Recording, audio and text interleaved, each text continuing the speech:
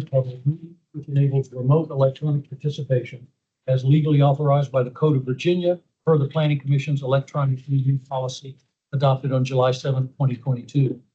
Members of the SPRC subgroup for the Hotel Pentagon project are participating both here in person and virtually through electronic means. At this time, I'd like to orient everyone to our hybrid environment and cover a few specifics about how tonight's meeting will go. Members of the public may attend the meeting here in person or electronically by using the Microsoft Teams link provided on the SPRC webpage, the project webpage, the county's events calendar, and the email notifications sent to SPRC email subscribers. Additionally, there is a dial-in phone option for those who wish to use it. For our subgroup members joining virtually, if anyone loses internet connectivity during today's meeting, please reconnect with us by phone. Please keep your phones and devices muted until you're called upon. Turn off sound to any other devices around you to minimize interference. For our virtual attendees using Microsoft Teams, please turn off your video feed. I will address when it is appropriate to turn it on in a moment. The Microsoft Teams meeting chat is active to serve two purposes: for SPRC subgroup members who need technical assistance, and for members of the public to add to the list for public comment, which will be taken at the end of the meeting. The Teams chat should not be used for discussion. Those who are planning to provide public comment will still need to do so at the end of the meeting, as the chat will not serve as that opportunity. All public comments must be shared verbally for the record during the assigned public comment period. If subgroup members participating virtually wish to be recognized to speak on an item during the course of the meeting, please turn on your video feed, and raise the virtual hand in Teams. I will monitor the video feeds that are on as an indicator of who would like to speak. If subgroup members are participating via phone today without the video option, please announce your name and group that you are representing now, and I will verbally check in to see if you wish to be recognized, as you do not have the video feed option. Any subgroup members participating just via phone? Okay. For our members of the public who would like to provide feedback and comment, you will be called on to speak at the end of the meeting and will be allotted 2 to 3 minutes to speak on tonight's agenda item. The speaking time allotted will depend on the number of speakers we have for this meeting. If you wish to speak, please enter your name in the meeting chat for virtual attendees, or provide staff with your name if you're here in person, and you will be added to the speakers list. Lastly, this is a public forum. Tonight's meeting will be recorded and posted to the county website. All information associated with today's meeting, whether written or spoken, is subject to the Freedom of Information Act requirements.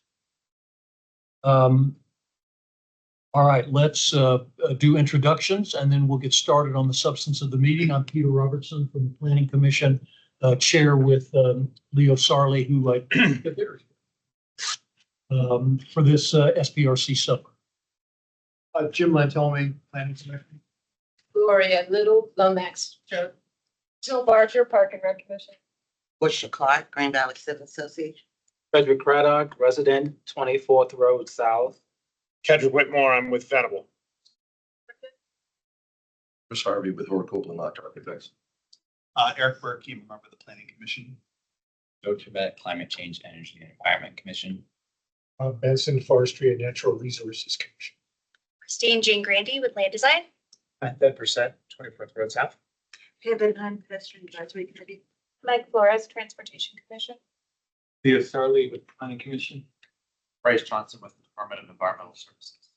Kevin Lamb with the Planning Division. Donna Schoolman with the Green Valley Civic Association. Linda Ward, yes. Sasha Samsung Redmond with Brooks Lake. Matt Bailey, Crescent Communities, one half of the ownership group. Taylor Bridges, Land Design. Carlos Mendia with Butler DC. Katie Lenz with Rockefeller Group, the other half. Gabriella Green with Planning.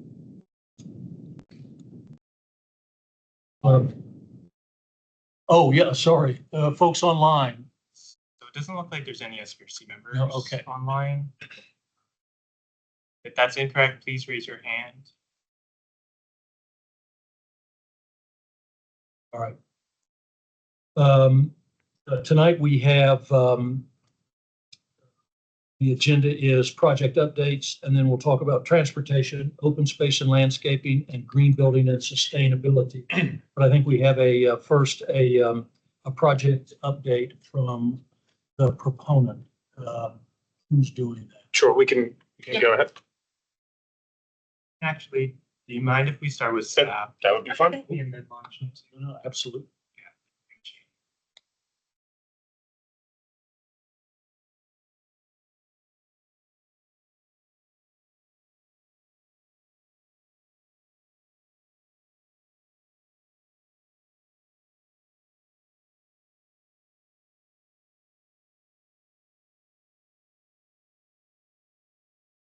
one moment.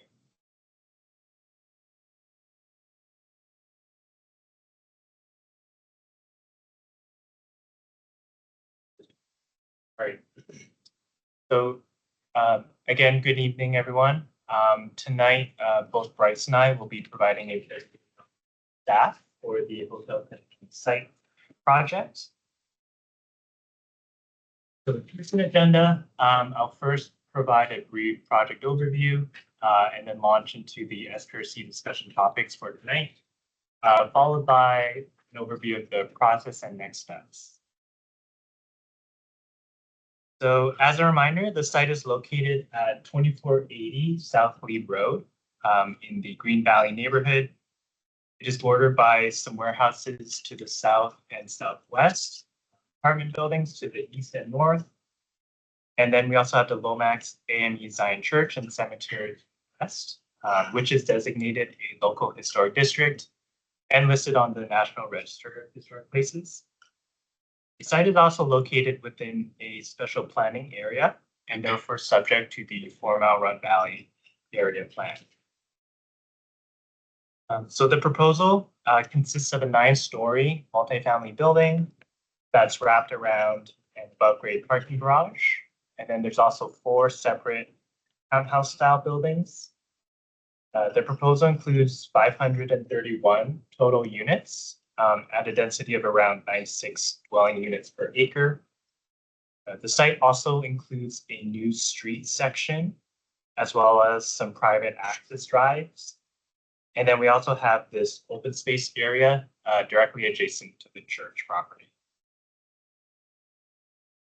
With that, I'll hand it over to Bryce. So again, for the record, my name is Bryce John from Environmental Services. Projects and one of the transport. Site is located west of the intersection of South Lee Road and 24th Road South.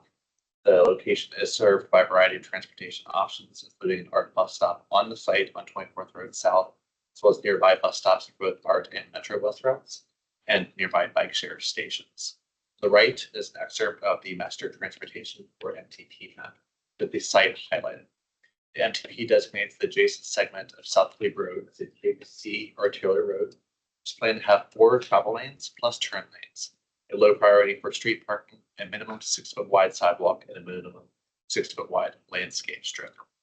Moving on to 24th Road South, the MTP designates this street as a Type B arterial road, which is planned to have either 2 or 4 travel lanes, turn lanes, limited driveway access, a high priority for street parking, a minimum 6-foot wide sidewalk, and a minimum 6-foot wide street furniture or tree zone. The MTP designates the area shown in the blue diagonal hatching, which includes the site as an area planned for new streets. This is shown as the blue label 7 on the map. Additionally, the MTP designates the nearby interchange of South Lee Road 395 location for a project. VDOT has conducted a separate study for the 395 Sherman interchange, which includes the South Lee Road ramp near the subject site. However, this design is not anticipated to impact the project. There is no timeline for implementation of any changes to that. Please note that South Lee Road and 395 are both owned and maintained by VDOT, so VDOT will have to approve any changes to those right-of-ways. In addition to the MTP, the site is subject to the guidance of the 4 Mile Run Valley Area Plan, as Kevin mentioned before. The area plan identifies the site as located in sub-area D, which is not envisioned for a substantial redevelopment. However, the future land use map does indicate a future street connection which Kevin mentioned before, which would be along the western property line, and then connect to another street connecting to Charlotte Road. However, the construction of those streets is dependent upon redevelopment of both the subject site and the adjacent properties to the west. So now we'll review the proposed site conditions, starting with the site access shown on the screen. This is one of the site plan drawings with north oriented to the right. First, I will note the applicant proposes to remove 2 driveway entrances on South Lake Road and 1 entrance on 24th Road South. Instead of these entrances, the applicant proposes a new street connecting to 24th Road South that provides access to the site. Loading and trash access will also be provided via these private roads located to the rear of the 9-story building. The applicant proposes an above-grade parking garage in the 9-story building with entrances from the proposed new streets.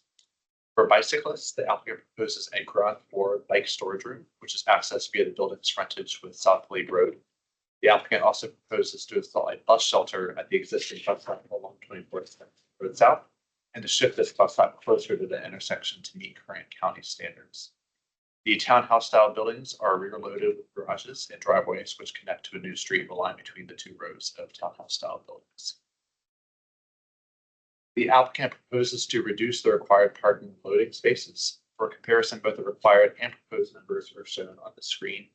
The applicant proposes an overall parking ratio of 1.03 spaces per unit, which equals 550 total spaces. The 9-story building, this does mean the 1.03 spaces per unit overall ratio, again located in that above-grade garage. The townhouse style buildings, the parking will instead be in those rear-loaded garages at a ratio of 1 space per unit. The applicant proposes a single loading space for all the units. Finally, I will note that the applicant proposes a total of 257 bicycle parking spaces, 235 of which will be Class 1 secure spaces located within the parking garage. There will also be 12 unsecured Class 2 spaces located in a separate section of the garage, accessed from the rear. Then 10 unsecured Class 3 spaces, bike racks, located outside near the building entrance. Next, we'll review the proposed conditions for South Lake Road. This slide shows a cross-section of proposed street conditions. The street will remain approximately 62 feet wide with 5 vehicle lanes, including 2 travel lanes in either direction and a turn lane to turn onto 24th South. The applicant is not proposing any access from South Lake Road with the removal of those 2 existing entrances. The applicant proposes a minimum 18-foot wide streetscape comprised of an 8-foot wide landscape strip and a 10-foot wide sidewalk. Behind the streetscape will be a minimum 13-foot wide flex or additional landscape zone. As a reminder, this is a VDOT road, so VDOT will have to approve any changes to the frontage. Moving on to 24th Road South, here I am showing 2 cross sections on the right. The top image showing the conditions as we approach the site entrance. The bottom image showing the mid-block conditions. Starting with the streetscape, I will note the applicant proposes approximately 19-foot to 25-foot wide streetscape along the site's frontage. Top image, you see the wider streetscape consisting of a 15-foot wide landscape area and a 10-foot wide sidewalk. The bottom image, you can see the narrower streetscape where the landscape area is reduced to 8 feet in width, and the streetscape incorporates a step-out area at the curb. This is to accommodate a proposed inset parking. The streetscape will then widen back to 25 feet in width, approaching the intersection with South Lake Road. The street itself, the existing condition includes a 36-foot wide section with 1 travel lane in each direction and a parking lane on the north side.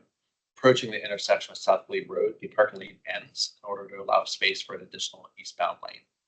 The applicant proposes to increase the street to a 38-foot wide section, which will include 3 travel lanes with 1 12-foot wide lane in each direction and a center 11-foot wide travel lane. As seen in the bottom image, the majority of the site's frontage also includes an 8-foot wide inset parking lane. Next, we will review the proposed new streets that we mentioned before. It's broken into 3 segments, including A, B, and C, shown on the screen. Segment A will provide direct access onto 24th Road South, while segments B and C provide internal connectivity. The applicant also proposes a future street easement connecting to segment A. This would allow for a future connection to Arlington Road, which I alluded to before. As I mentioned, the area plan does anticipate this new street on the west side of the site and another new street road. The applicant proposes that segment A and the feature street be provided in order to meet this plan guidance. However, the ultimate connection reaching out to Arlington Road, including the design and construction, will not be finalized until redevelopment occurs on the adjacent properties. Now I want to briefly cover the design of the proposed street segments. Top image, we start with segment A. The segment is supposed to be aligned along the western side of the 9-story building. It would be 26 to 36 feet in width, with pickup drop-off spaces proposed for a portion of the street. 11.5-foot wide travel lanes either direction and gutter pans on either side of the street. On the eastern street frontage adjacent to the building, the applicant proposes a typical 12-foot wide streetscape consisting of a 6-foot wide sidewalk and a 6.5-foot wide paved strip. To incorporate the pickup and drop-off lay-by, the streetscape will reduce to a 6-foot wide section without the landscape strip. However, there is a proposed flex area which will provide additional building setback from the street. While they're not shown in the image on the western side of the street, the applicant does propose a 6-foot wide sidewalk which meanders through a proposed open space area between the property or along the property's boundary with the cemetery. While they're not highlighted on the screen, segment B is proposed to connect the other two segments. This street provides access to the garage, loading, and trash of the 9-story building, in addition to maintaining access to an existing wireless monopole at the southern edge of the property in adjacent VDOT right-of-way. Finally, we have segment C, which is located along the southern portion of the property, serving the townhouse-style buildings, shown right image. The applicant proposes the street be 26 feet wide to serve as a fire aerial access lane and to provide access to the garage spaces. The street consists of 2 10-foot wide travel lanes, one in either direction, and 3-foot wide gutters along either side of the street, with a hammerhead at the end for a fire truck to have space to turn around. The street connects to 15-foot long driveways serving the townhouse-style buildings.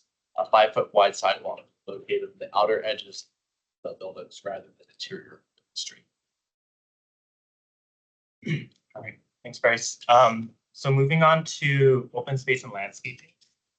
So the site includes approximately 10,300 square feet of new open space located along the western property line between church and cemetery and the multifamily building. This multifamily building also contains a large interior private courtyard shown off the screen here, as well as a rooftop amenity which sits on top of the parking garage. So overall, there'll be approximately 97 new trees planted throughout the site that will contribute to tree canopy coverage of 11.2%. New trees will also be located along South Lee Road, 24th Road, and this new street. So the building is proposed to achieve a LEED Gold certification, and the applicant is requesting additional density under the Green Building Incentive Policy. So the applicant is participating in the incentive program at a 0.25 FAR level and will incorporate at least a 24% energy optimization performance improvement, Energy Star score of at least 75, and incorporate the GBIP baseline prerequisites, including EV charging and bird vending class. So staff hosted an online engagement opportunity last fall, which garnered 70 participants and 385 comments. Both staff and the applicant have reviewed the responses, in which many respondents believe their surrounding streets are already congested and the proposal will exacerbate traffic backups, especially on 24th Road during rush hour. There are also mixed opinions on the amount of parking provided.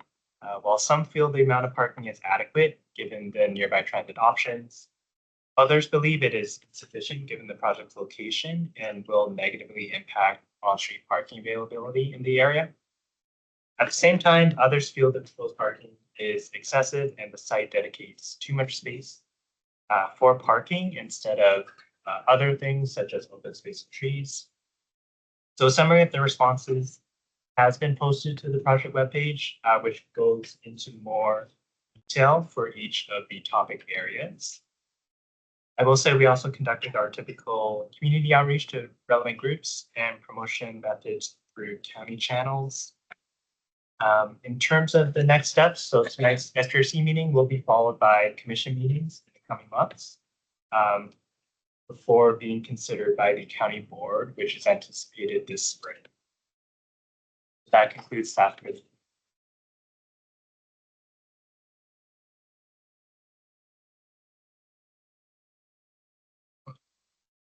Sebastian, you'll launch the presentation. Great, well, thank you. I'll turn it over to HCM to get things started. That's great. Again, my name's Chris Harvey with Hort Copeland Architects. Thank you for having us back. Looking forward to going through our comments. We're going to talk about a brief agenda. We're going to go over some of the updates, especially on the architecture up front. I'll cover some of those, mainly on the west facade of the building. We're going to get into transportation, green building and sustainability, and landscape and open space. Yeah, SPRC updates. This just kind of, again, gives an overview of the project. We kind of went through this. We're going to be diving in deep to all of this, but everybody knows the sites and the boundaries. So again, on the building skin and what we heard last time, one of the comments was the balconies on this west facade facing the church, and to make the facade a little bit more respectful of the church, the cemetery. So what this is doing is just kind of highlighting on the upper image where those balconies did exist. The lower image is where we removed them. So we did keep the amount of glazing there. We just removed the balconies, so there won't be balconies, facing over that church in that area. One of the other comments was just about the coloring of the brick. I think there was a discussion about the church is a little bit more red in tone. Some of the language of the church and our building kind of had more of a brownish facade to it. Maybe even a deepening of the base a little bit. One thing, as you know, that we discussed last time when we were here was trying to make this facade respectful, really being a backdrop to the church. This is a different facade. We're using a lot more masonry in this facade. So it was easy for us to kind of go in. We did kind of document the existing church. We're going to bring more of a reddish tone. That is kind of a nice range on that church. It has a mix of colors in it, but overall it's a reddish color. You can see that lower image. It's kind of tricky on a shot this small, but the base will be a little bit deeper to really identify that scale. So you'll have more of a base, a middle, and a dome on this facade. There's setbacks and other things that we've done this to this facade as well. So those are the two big items on this western facade to kind of address some of your comments. You can go to the next slide. And the other one was the townhouses. The feeling of those was maybe a little bit contemporary. They didn't really fit in with the neighborhood as much. And so we did look at those. Again, that upper left image is where the previous design was. We kind of had these frames that kind of wrapped the building. And, I think with buy-in from our whole team, we like the idea that they would fit in a little bit more with the neighborhood. I mean, there's no immediate townhouses right here, but the idea of tying it into Green Valley and making it a little bit more compatible with that kind of style and architecture. You can see that bottom right image. We are still using a light masonry, but it's very simple. A couple of moves we did, and we created these very simple bays. So you can see from the top, it almost looks like we have where we're putting the bays. It really looks like individual ownership. That was the idea here. These are apartments, but we like the idea that when you're going to be walking back there, it would feel like a series of townhouses. We also had in the upper image, we had actually paired the entries to the townhouses. So that felt a little too apartment-like. And what we've done on the bottom image is we've just separated the entries. So they almost follow that kind of cadence of the bays and then the brick facade. So there's just a very simple rhythm, something you'd see in the area. Again, it's a lighter skin. There's the lower units and then there's the kind of taller ones, but they really have a very similar language. They're not different like they previously were. Those were the big comments. I know we'll probably come back to some of these, but I do want to save some time. We've got a lot on transportation, but those were the main elements of that kind of western facade in the townhouses we wanted to address today. Go to the next one. Transportation. So wanted to give a transportation overview of the site. I think we're all probably pretty familiar with the general location, but it is close proximity to I-395, providing regional access. Just about a half mile from WNOD and 4 Mile Run trails. Bicycle lanes are located along Arlington Road There's a number of bus stops within a quarter mile of the site, including bus stops adjacent to the site for our bus service, just under a mile to the Shirleyton Transit Center, and then the bus routes in the area do provide connection to metro stations, providing connection to the blue and yellow lines. And then I wanted to I'll probably dwell on this one for a minute just to highlight a number of the transportation improvements that we've been looking at as part of the project. So as was mentioned, the proposed access is shown on the western edge of the site. But wanted to just kind of highlight some of the improvements, particularly along 24th Road that we've been looking at. So if we start up in the top right corner, we looked a lot at the signal optimization of the intersection of Cleve and 24th.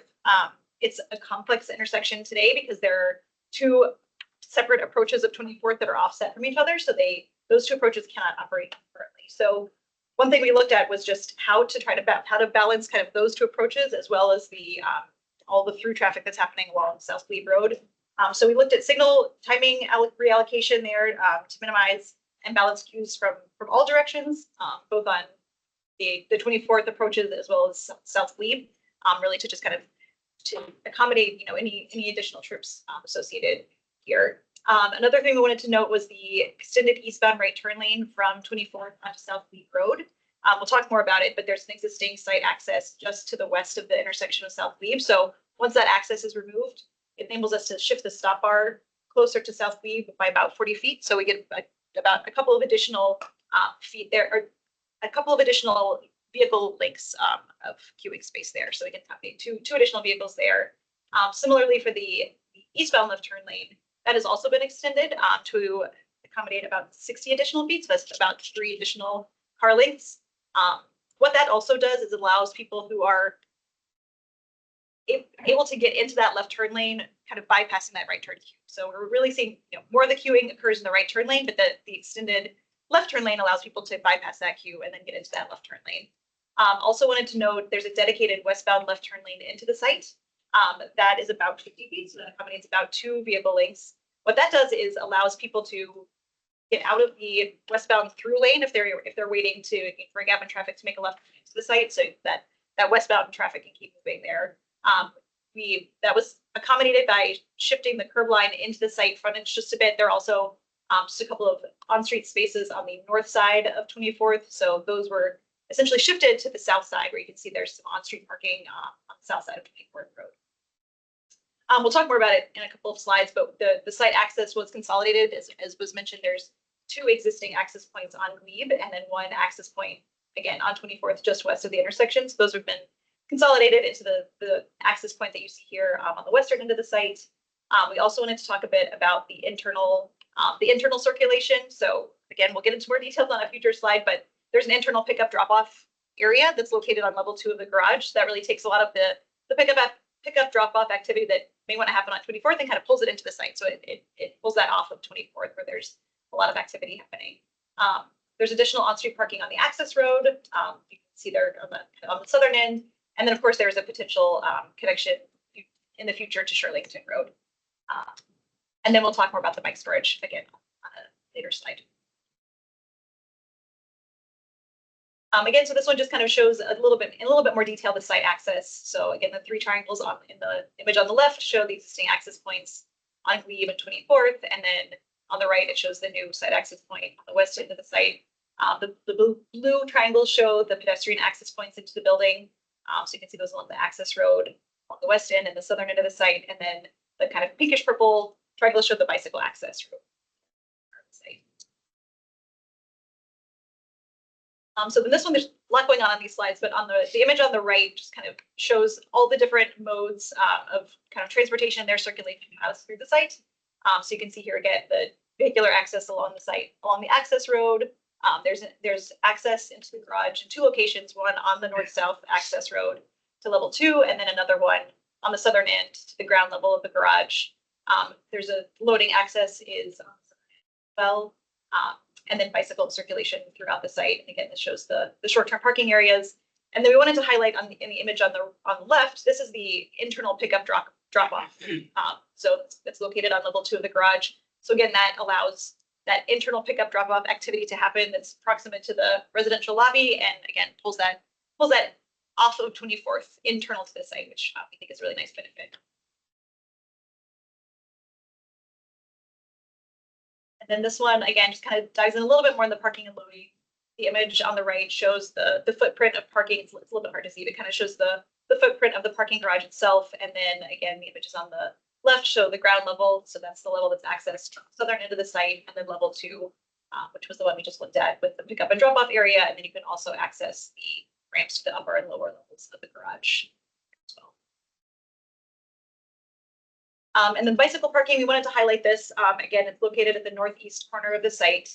The really nice thing about this is it's at grade bike room, so you can just roll right in from the exterior of the building right into the bike room.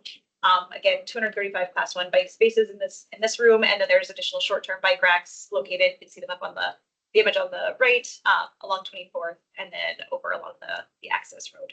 So site. And then I'm going to not take too long on these because Bryce read through these in detail already. But again, this just shows some of the changes from the existing cross sections on the top of the image to the proposed on the bottom of the image. And again, just increased sidewalk width, increased travel lane width, and road width along the section of 24th. Similarly, along the section of 24th, which is a little bit closer to the sidewalk and lane widths there. Similar line. No, that's fine. You can just keep scrolling. It shows the access road, so you can see it's in a couple of different locations. Just the access road sections here. And then lastly, just wanted to highlight quickly the transportation management plan. In addition to the improvements that we outlined earlier, kind of external to the site, of course, the site will be providing the full suite of TMP elements, which really are meant to encourage the non-auto travels, particularly during the peak periods. That's turn it over to Kit. Great. Thanks, Elise. So in terms of green building, Mr. Lamb did a really good job summarizing it here, so I won't spend too long on this slide, but we are very proud to be bringing forward a proposal that achieves LEED Gold for all the buildings and is able to participate in the green building incentive policy. So with that short discussion, I'll turn it over to speak about the landscape. All right, so to start with the site plan illustrative, this is really, we're showing this to kind of illustrate like the open space improvements in and around the site. Most notably the improvements that we're giving to Cleve and the 24th, and also the public open space there on the west, as well as the green space that we're providing around the townhomes. And on this slide, the plans are rotated. So to plan north, that's the west, and 24th is running on the right, and then Glebe running on the south, just to kind of orient you. So, as Kevin mentioned, we are required to provide 97 trees as part of our tree replacement, and we are providing that with this application. We're also required to provide 24,000 square feet of tree canopy coverage by 2,800 square feet. So for a total of 26,000 square feet. For open space, we're required to provide 10% of open space. And with this application, we're providing 26.78% percentage of open space. And then lastly, the existing pervious area is about 29,000 square feet. And with this application, we're providing about 48,000 square feet of pervious area. So that's an increase of about almost 19,000 square feet of green area that we're providing on this project.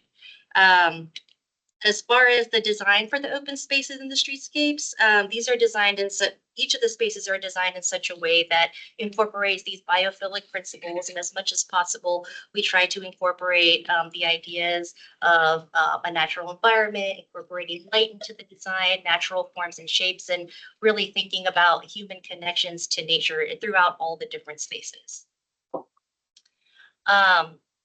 So as far as the publicly accessible spaces within this application, each site kind of plays a design story. As far as the streetscapes, we're providing a lushly planted, activated pedestrian experience, promoting the connections to the neighboring communities. And for the access road and the open space, we're working to provide, it's uniquely designed in that it's providing a streetscape on one side and then a public open space on the other side. That's kind of designed to convey a nature story and take inspiration from Love Owl. So jumping into the streetscape experiences. So for South Glebe Road, this is a plan view showing what the improvements that we're making. So we are providing a 10-foot landscape area with native trees and understory planting. We are providing a 10-foot clear sidewalk zone adjacent to that, and then foundation planting against the building base. On this street, we're also providing the bike route entrance, as Felice had mentioned, and also within that landscape area, we are providing new street lighting. So giving kind of a comparison of the existing condition to the proposed improvements, you can see the image in the top left is an image from Glebe looking up towards 24th, but the conditions here show a sidewalk adjacent to South Glebe, along with a parking lot that's also adjacent to the road. The proposed improvements show a 10-foot landscape area, again with native trees as part of that streetscape, providing planting up against the foundation of the building, maintaining the traffic signals there, and then also providing the street lights on Glebe.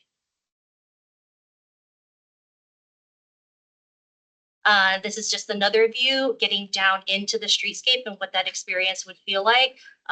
The existing conditions there in the top left kind of puts you in the same location as the proposed.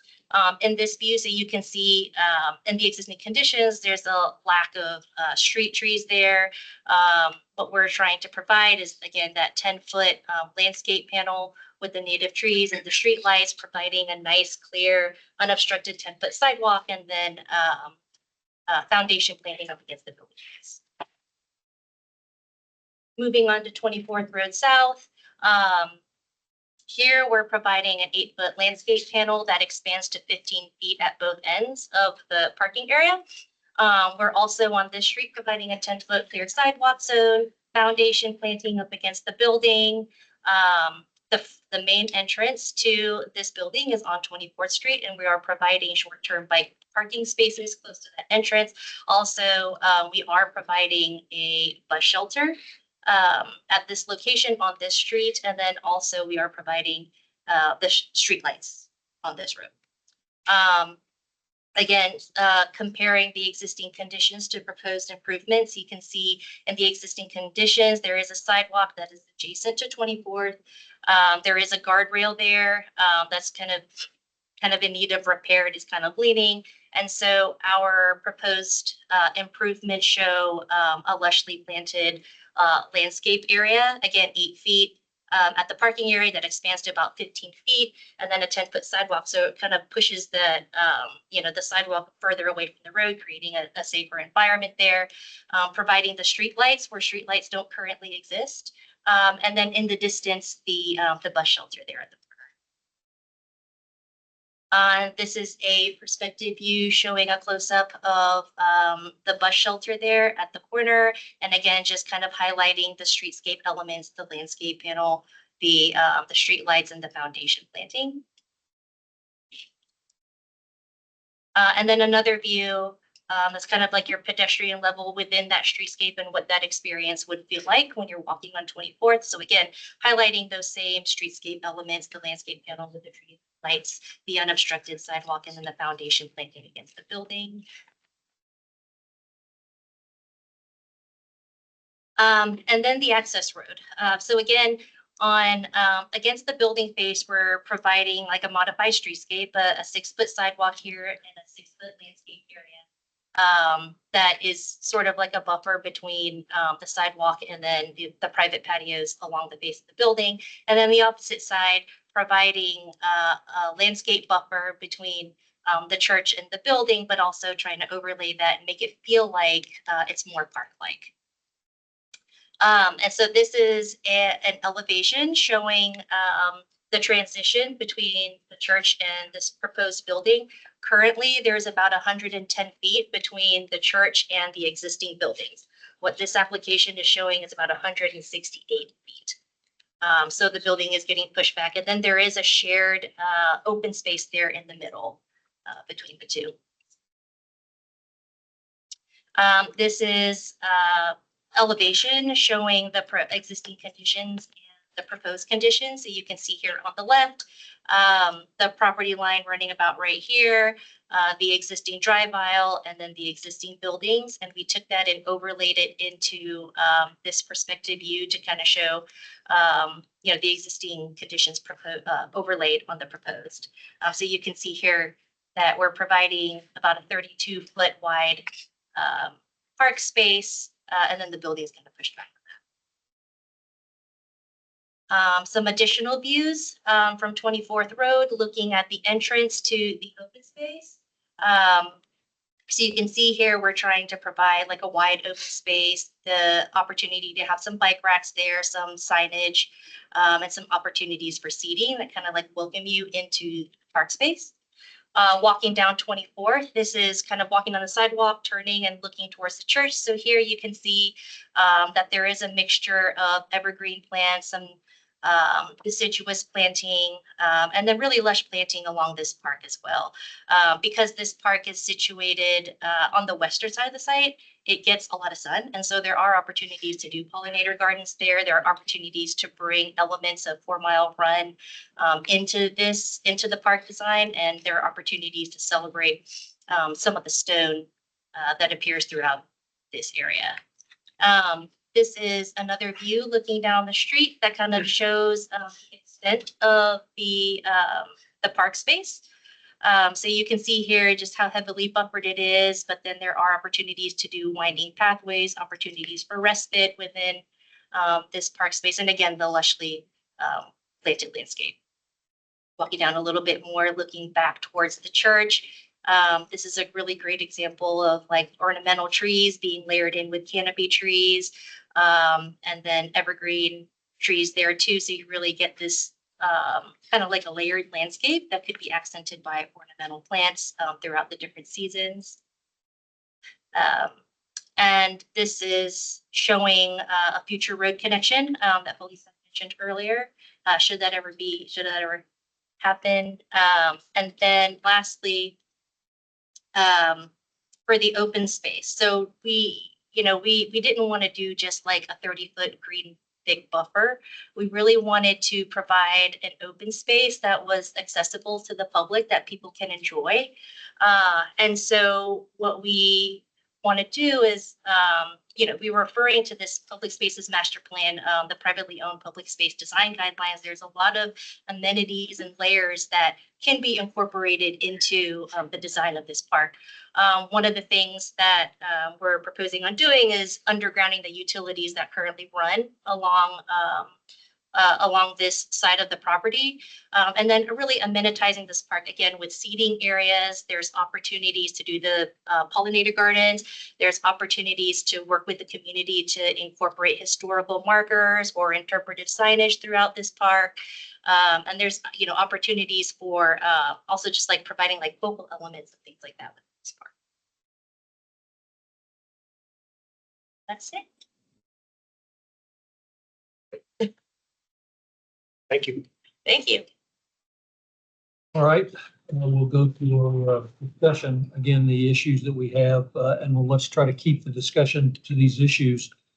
Transportation, open space and landscaping, green building and sustainability. I suspect we have a lot of things to talk about with regard to transportation. Who wants to go?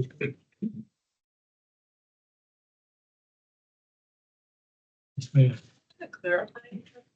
Just fine.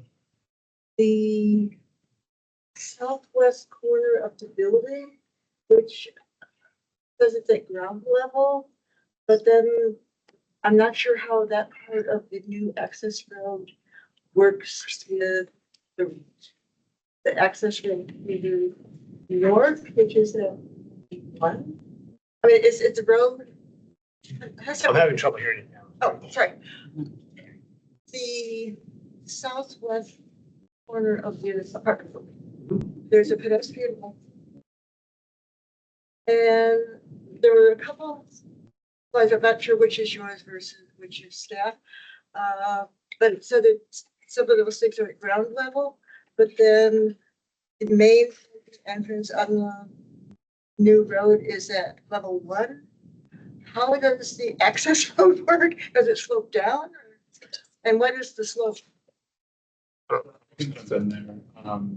It does slope down probably 8 to 10 feet. It is ADA compliant.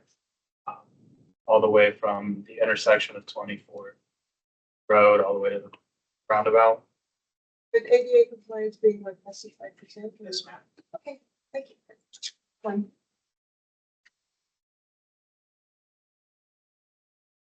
Anybody else have transportation questions? Yes, I have several. Okay. So we talked about this a little bit last time, but I think a major concern from a transportation perspective is the fact that there is no property access to Shirlington Road unless the easement way. As an alternative mitigation technique, we did discuss putting a light onto 24th so that there could be some mitigation of the traffic going in and out.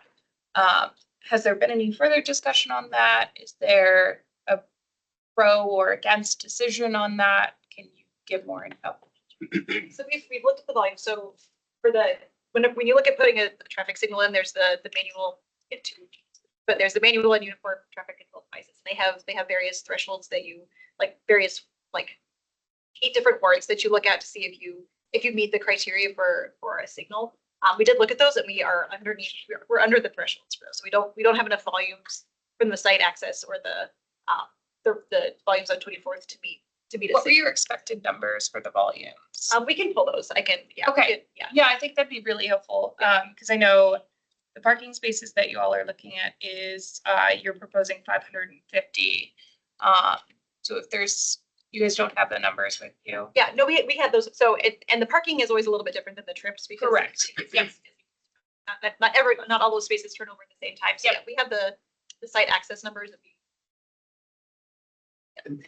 While she's looking at that, I did want to make one thing clear, and I think it was actually the staff presentation, not in our presentation. But you mentioned the connection road up to Shirlington, I think. So that's here, and that is going to be something that we grant an easement for or under agreement to grant to the county prior to this being constructed, so that when the time comes, we can't come and say, oh no, we don't want you going back there. The county's going to have their rights to get back there. That makes sense.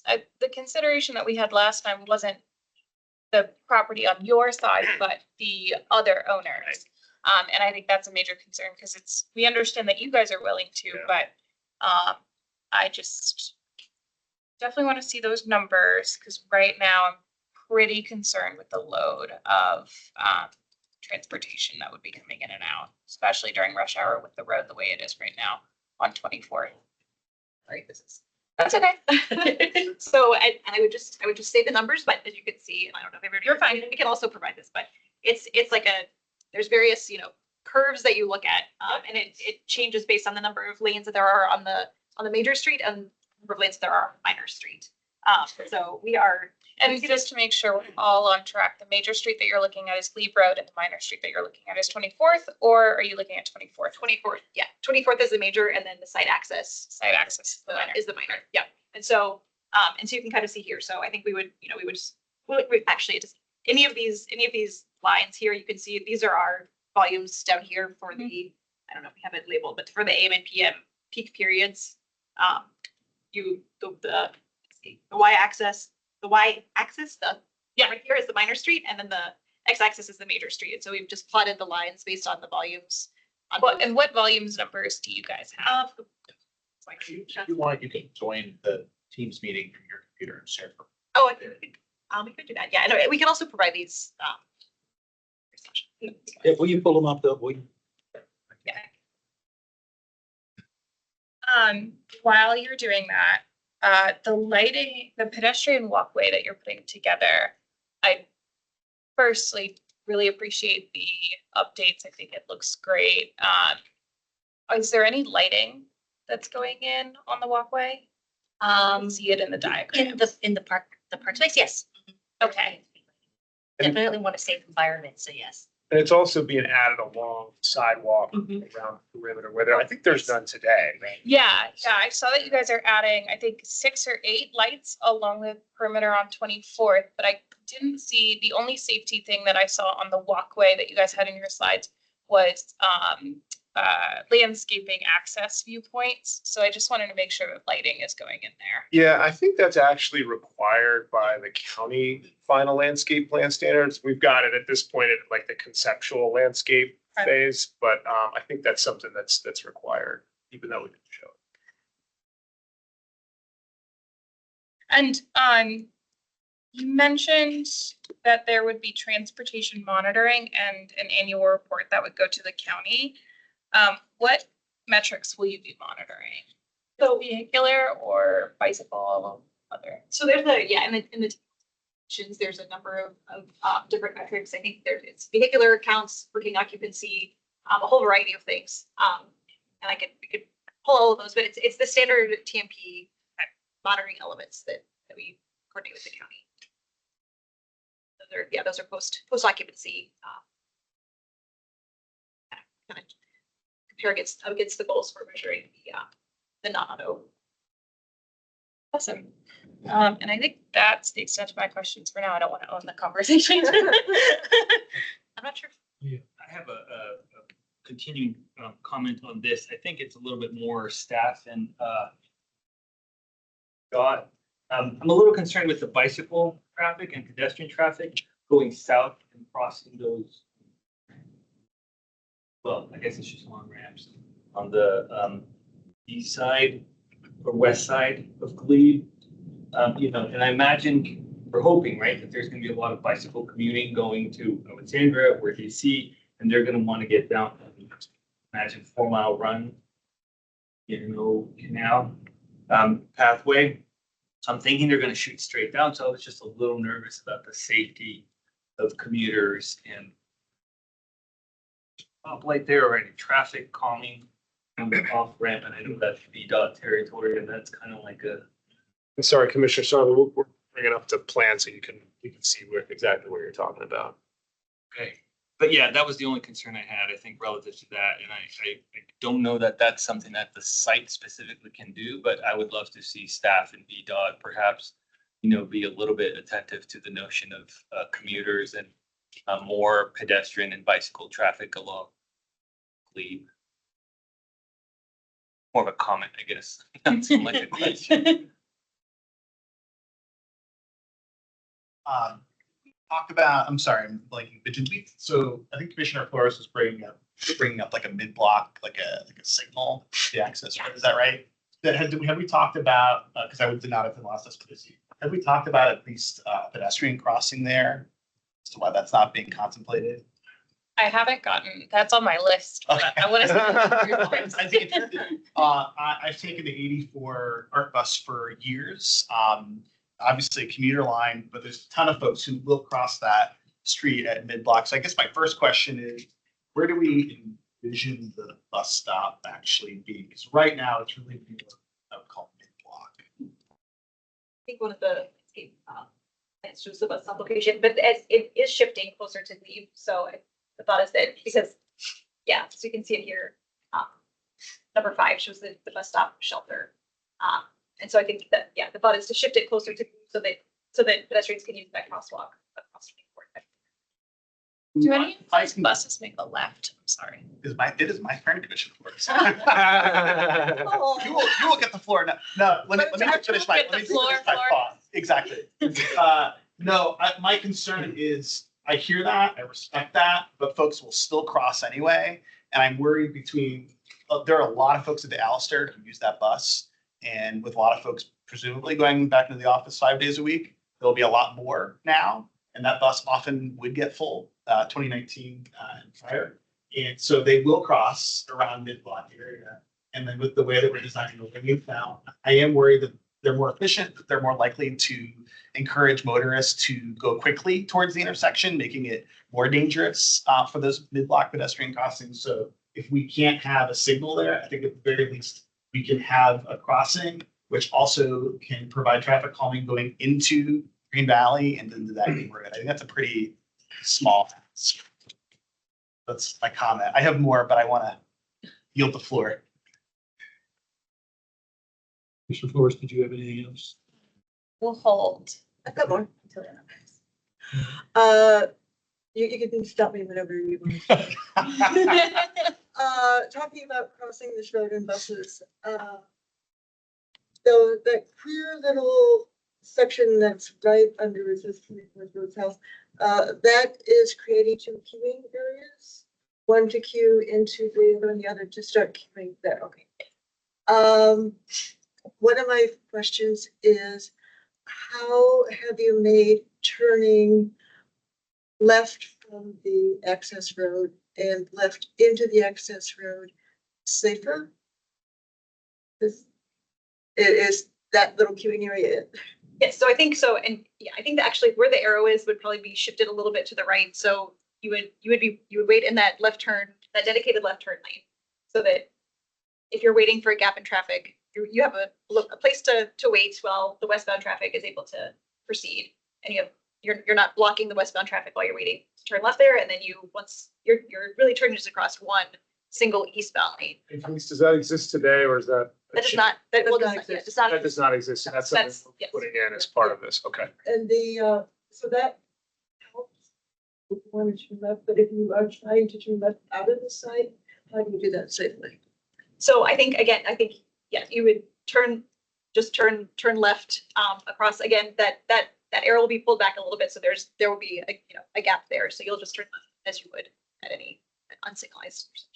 Some questions about sidewalks around this site. I mean, I appreciate that you have this wonderful network of sidewalks around the main roads. That's great. And you also created pathway sidewalks around the buildings. And what are the dimensions of those? And do those have street lighting? And for the townhomes, what are the dimensions of sidewalks? I didn't see that on your plans because it's all about the driveways. I can jump in there. Yeah, we can go. Around all the townhomes, the A, B, C, and D, 5 foot minimum. Then around building E, going up to Glebe, 6 foot minimum all throughout, and then the access road is 6 foot minimum. All throughout. That's probably okay. And You're those not will be lighting expecting a lot of pedestrian traffic around to get a new street. And I'm glad you explained that the new future road actually goes in front of the first block of China. I didn't understand that. I was wondering, why do you have no trees there? Well, Right. the future road. That is why. That is Yep. clear. I share very much Leo's concern about how people are going to cross under 395. Andrea did it, I did it, it's really hard. The only way you can possibly do it is on the east side.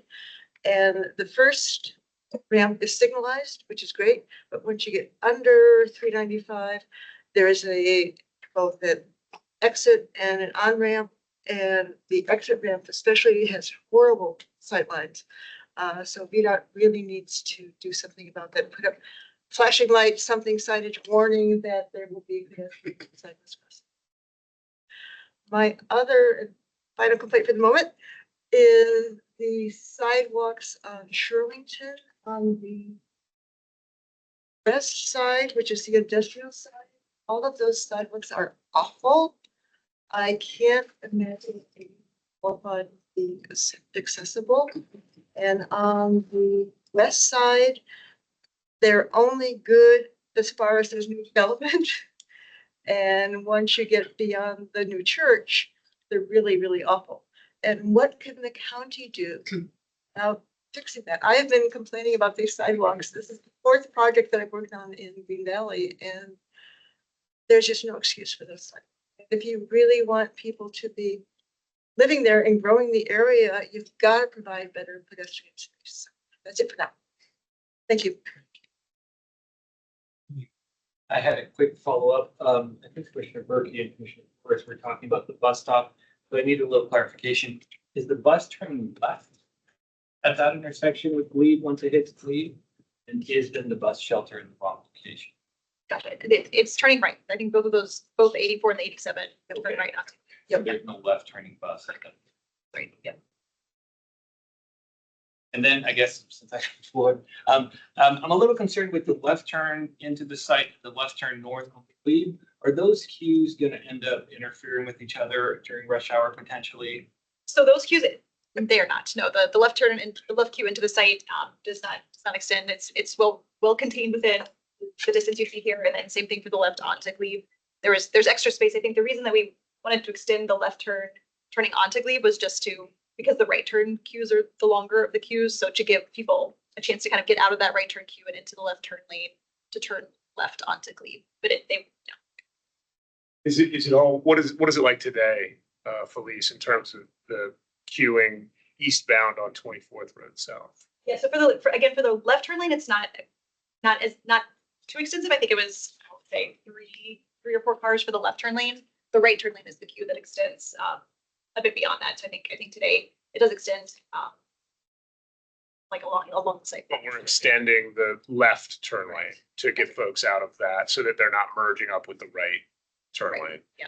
Okay, now what will be the storage on that? So now you're going to extend it. So you're going to extend the 5. And can I jump in? Yes, please. Chairman?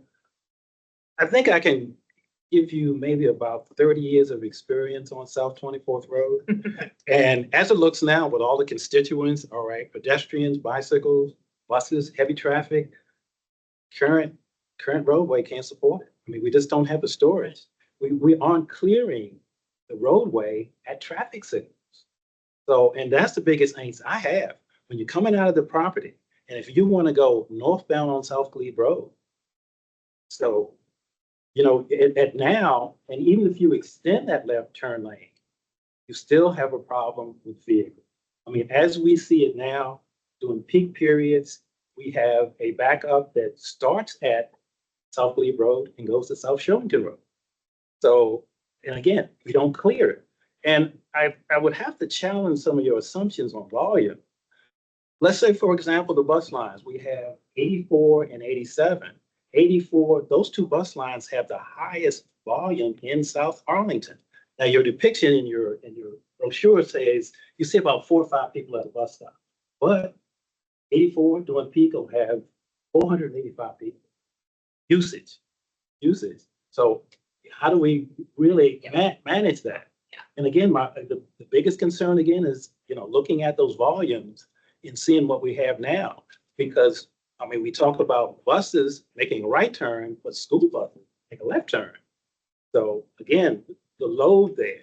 And then I didn't see too much of analysis on the type of heavy equipment we have on South Glebe Road. Cement mixers, dump trucks. we have a lot.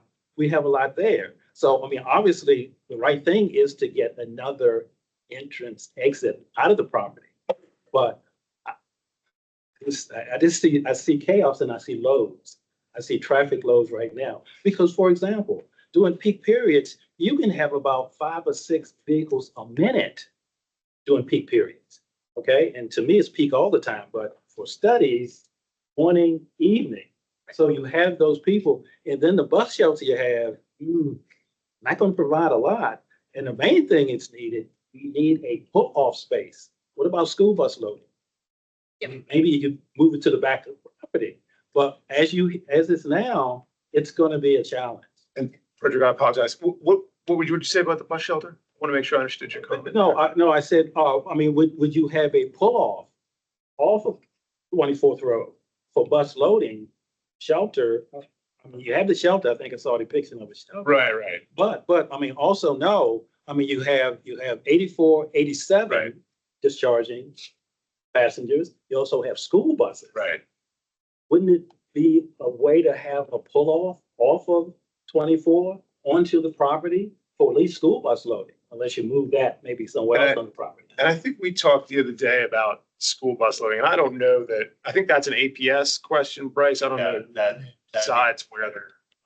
with APS, and again, they're Remember, but quite, you said the question would go to APS, but I mean, what we see is how do you accomplish that for loading, discharging on school buses? And then we have a question about crossing 24th Road, and then you have another group of children crossing Glebe Road.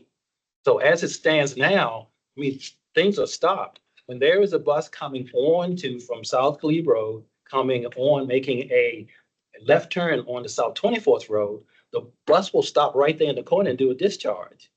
That takes traffic all the way back yards, 50 yards almost. I think that plays into what you were saying about the turn lanes, right? Like Absolutely. up there, that light is timed pretty quick, and if you miss that, you're going to create a backup with that. Well, So we have there's it now. enough- I mean, we have the load now. Yeah. The signal optimization changed that. Yeah, and I have a Explain couple that. thoughts, yeah, on, because I've got a, Okay, granted that signal optimization, Right. but look at the load for that turn. That's right. We can look at all of it, right? But that's where, and this is what we have today. Yeah. This is what we have today during Right. peak periods. Yeah. Imagine what the project will bring.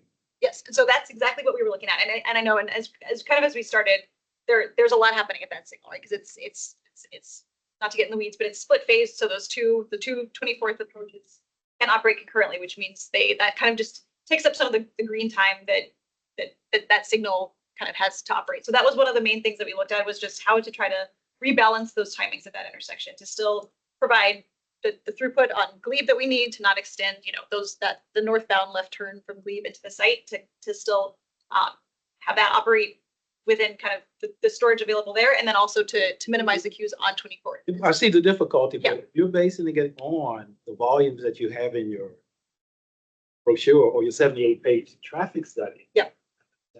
Yeah, well, and I think, and so that's, yes, It doesn't exist now, and think about what happens when the project is there. yeah, yes, definitely We'll understand. have a lot. Yeah. We'll balance it all. And that is what we look at too, is like we take existing volumes and then we add on the volumes associated with the site, and then we kind of are balancing it along the way, and then we look at so it incrementally increases, Yeah, right? I understand what you're saying, but the volume you have, you really have overshot it. I mean, under 100% almost. And that's, which volumes, I guess, well, we're looking at pedestrian, we look at people volumes. Yep. I don't think you account for the discharging of 84 and 87 bus lines, that, and then school buses. Yep. So those are the volume, and now vehicle Yep. volume, and I'm saying we're averaging about 5 or 6 vehicles a minute during peak times. Yeah, and so I think So- and I wanted to talk about the bus stop too, because I think your point is very well taken, that the 87 has a lot of ridership, which I think that's great for the site. I think, and we were looking at the headways, you can get to, I think, Pentagon Metro in 13 minutes from the site, and Pentagon City in 14 minutes. So that's great, and I think that's a real amenity, and we're hoping that the more and more people kind of take the bus route, which I think that just helps drive down the Well, numbers. I would say that with the project coming online, you may need another bus. I mean, you're gonna have people, you probably need another school bus. Right. But and another thing on the school bus too, because we were looking into that. I know when we were talking previously, the Drew Elementary, I believe, is just down the street. So I think the elementary kids, I think, are walkers in this area. So it is the middle school and the high school. But I definitely understand your point that you need a place for that activity to happen that doesn't block trips. So I think, and I believe, and I think this is where maybe APS guidance would be helpful, to just understand the bus routes a little bit more in the area, and then where their stop is relative to the yard stop as well. I mean, Sure. the school bus stops are more designated around that area where the open space is designed. Then you've got, in addition to the metro and the art buses, I mean, if you've got kids with special needs or other buses picking up people, there could be a lot of bus stops within there. But even that bus stop at the corner is not ideal, because that's where the entrance was initially, or to the hotel now. And a bus stop needs to be moved further down, because you are going to have a lot of traffic and cars in that area. But right now, what we're seeing is the backup all the way around Shirlington Road from 24th. So now you got the issue of pedestrian walkways and accessing the bus stops on the side of the street, along with the Alistair and coming across Glebe Road. But there are a number of middle and high school bus stops that are in there. And I think, moving it down more towards the middle of the 24th Street area. But it is essential that some traffic lighting or something is considered for that minor roadway, because the crossing, and even the elementary kids having to walk to Drew, your cars coming in and out of there is going to be a headache. And then it's already a nightmare with one way in and one way out. Nowhere else to go until we get another roadway. Yes. One more topic, and then I want to move on, although we can return to this at the end if we don't spend the same amount. Will we see the numbers? The,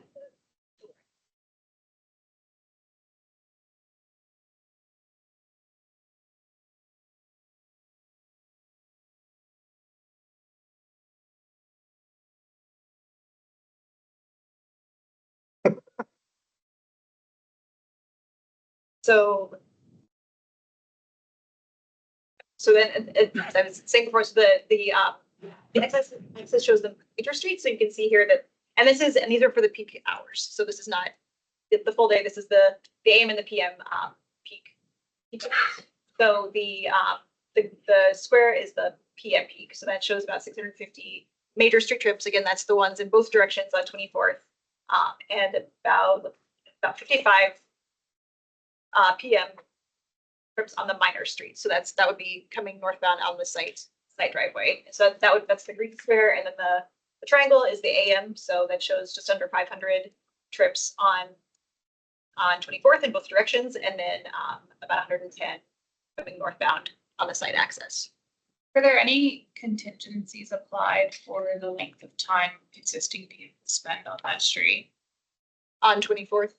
So like in queues on 24th of this, yes, that's factored into the analysis that we do. Yeah, so it doesn't, not in terms of, it doesn't change the numbers, but it does get factored into the capacity analysis. How has it influenced the analysis? So it's, I think, by the queuing, right? So like if they're not able to kind of clear the intersection, then it's shown as a vehicle that's queued on the roadway, and that's reflected in the results. And that's one of the things that when we look at the timings and the mitigations, that's one of the measures that we look at is kind of what the queuing is when we, based on our existing volumes, and then you look at as trips increase, when you add site trips, and then we look at mitigating that and how to get those with the additional site trips, how to get those back so that they're kind of consistent with how things are operating today. And I think, and that's an important point too, I think with our study, unfortunately, we're not able to solve every problem that's out there today, but kind of our intent is to try to find the mitigations that alleviate anything that's being added by this site. So I think that's just something that sometimes I think it's missed, understanding that there's congestion points there today. Okay, we're going to move to the next issue of open space and landscaping. The great conversation on transportation, and a lot for both the applicant and probably the county to think about as well. We're going to try to save some time at the end if there's public comment. I don't think there is any yet, so if there are more questions about transportation, we can continue this. But anybody with a question or comment on open space and landscape? Yes. Benson with the Forestry and Natural Resources Commission. I always start any comment I make at a site plan review meeting, just reminding everybody that there's a new Forestry and Natural Resources plan on the books in Arlington, which is part of the county's comprehensive plan, which means that trees and green space are of equal importance to housing, transportation, education, all the other priorities that we have as a county. I always like to preface with that. There was a recent study that the county did on our tree canopy, and still shows that we are well below the target that's in the national county-wide, that's in the natural resources plan. So getting canopy trees, getting shade is still there. That said, I want to applaud you all for actually taking a site that is by no means reading and providing a lot of green space. And I love the slide where you show where you'll be planting open space, your pervious surfaces are going to exceed what is required. So thumbs up for that. And I'm not going to stop there because I have a couple suggestions, but I think that's very positive. And I think in South Arlington in particular, where there are industrialized areas, there is a much lower tree canopy than in other parts of the county. There are heat islands. There are disadvantaged communities that are affected by heat islands. I think by having the sort of green space you have here, you're going to start to try to mitigate. You're not going to try. You're going to start to mitigate that. And I think this could be a good place to come, especially that buffer area. So I applaud that as well. I think this is an opportunity to add to green space and tree canopy Arlington. That said, I have 3 suggestions for you all to consider. Number one, I love the picture of the buffer space. I love the trees along the streets. And I understand that when you do the auto picture, you kind of come up with a tree that's not a 50-foot oak, but you have smaller trees. That said, I want to emphasize that I really would like to see as tall shade trees as you can manage here. Along the roads, along 24th and along Glebe, and particularly in the buffer area. There's a temptation with an area like that to Christmas tree it with everything you can possibly get. Let's have waterfalls, let's have pollinator birds, have this, that, and the other. I want to suggest that given the opportunity to add to shade in Arlington, we should look at this as a mini forest. And the emphasis in the design should be on shade trees, still with the walkway and the signs, with shade-loving ground plants, but creating a shaded area, especially there. And I think the benefit for folks who attend the church is that it creates more of a buffer. You're not going to be looking at the building, you're going to be looking at this little mini forest. Japanese have a term for it, which I can never remember, starts with a K, but basically creating these little mini forests. And I think that's a perfect site for that sort of thing. So that's one suggestion there. And also along the streetscapes, put in as tall as you can manage shade trees. I think that's going to make it a beautiful setting. Are you asking installation or just overall mature height? At mature height, but I think put in trees that will get to mature height and survive. The second thing is along 24th Street, we've all just been talking about with traffic on 24th. I'm a little bit concerned from a tree perspective that parking area doesn't have places for people to get out of the cars. So they're going to be walking over the tree roots and everything that's planted there, and it's not going to really do well. And I question, why do you need parking there? You've got parking in the facility, and there's going to be traffic there, so you don't want people parallel parking anyway. So I would suggest that you take out that parking, you put in the 15-foot buffer all the way down. And as you get closer to Glebe Road, perhaps you create a longer, maybe second right turn lane, which could be your bus discharge and access lane. You could have a double turn lane onto southbound on Glebe Road. So you can maybe pull back your 15-foot buffer a little bit there.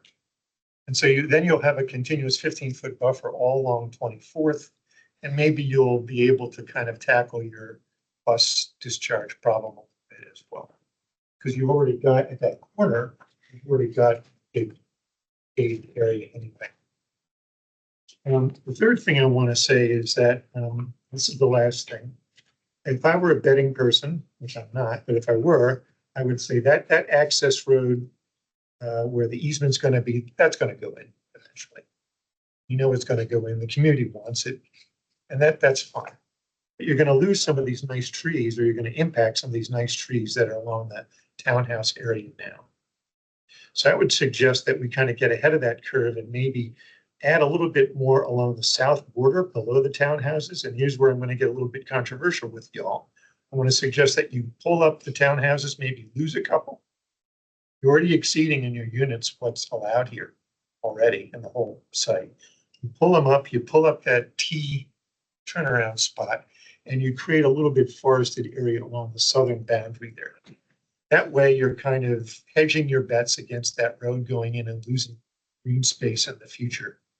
And you're also providing, again, more shade, more cooling, especially with the industrialized area just to the south.